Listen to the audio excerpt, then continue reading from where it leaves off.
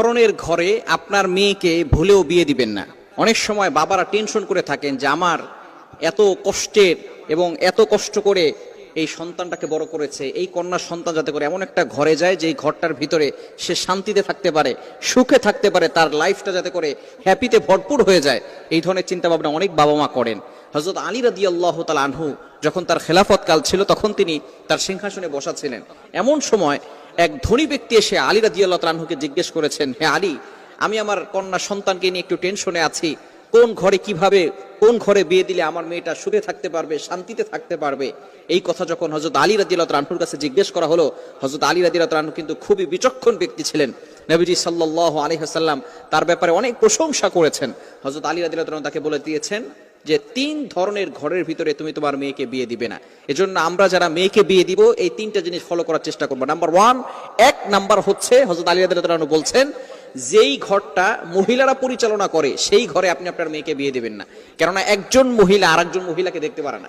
বর্তমান সমস্যাই হচ্ছে এটা, যেই ঘরের সম্পূর্ণ দায়িত্ব মহিলারা পালন করে সেই ঘরে আপনার মেয়েকে বিয়ে দিবেন না। কেননা যখন আপনার মেয়ে ওই ঘরে যাবে তখন আপনার মেয়েটাকে সে তার মেয়ে মনে করবে না, সে তার ছেলের বউ হিসেবে ধর্তব্য করে দেখা যাবে পরবর্তী সময় এই মহিলার কথা অনুযায়ী ওই সংসারে আপনার মেয়ে ভালো থাকতে পারবে না। সুতরাং 1 নাম্বার হচ্ছে, যেই ঘরের ভিতরে মহিলারা ঘরটাকে পরিচালনা করে, সব দায়িত্ব মহিলাদের উপরে, সেই ঘরে আপনার মেয়েটাকে বিয়ে দিবেন না।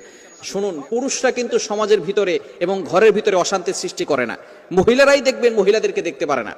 দেখবেন আপনার একজন ভাই আছে, একজন বোন আছে, আপনার মা দেখবেন আপনার ভাইটাকে এবং আপনাকে বেশি মহব্বত করবে, কিন্তু বোনটাকে বেশি একটা মহব্বত করে না। মাছ রান্না করলে মাছের মাথাটা ছেলেটাকে দেয় আর মেয়েটাকে মাছের মাথাটা দিতে চায় না।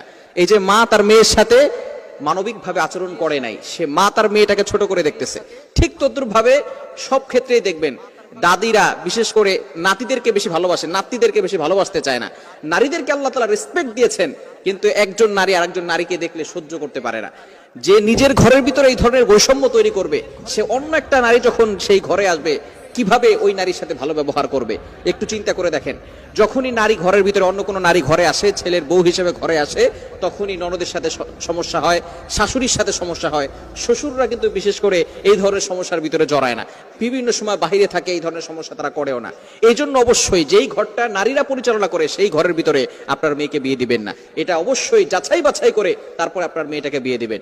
2 নাম্বার, হযরত আলী রাদিয়াল্লাহু তাআলা আনহু বলছেন, যেই ঘরে মহিলাদেরকে রেসপেক্ট করা হয় না, সম্মান দেওয়া হয় না, মর্যাদা দেওয়া হয় না, ওই ঘরে বিয়ে দিবেন না। হযরত আলী রাদিয়াল্লাহু তাআলা এই কথা বলার পরে তিনি ব্যাখ্যা করছেন। 1 নম্বরে বলেছেন কি, যেই ঘর মহিলারা পরিচালনা করে। 2 নম্বর বলছে, যেই ঘরের মানুষরা মহিলাদেরকে সম্মান করে না এমন ঘরও বিয়ে দেওয়া যাবে না।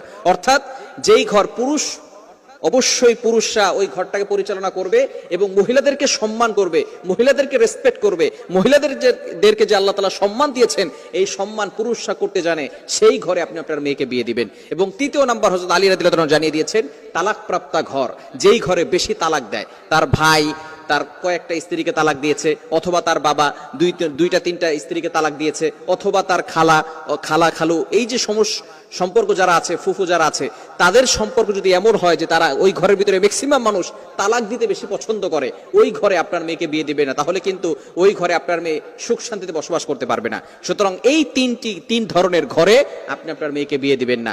আপনি দেখে শুনে আপনার মেয়েকে ভালো জায়গায় বিয়ে দেওয়ার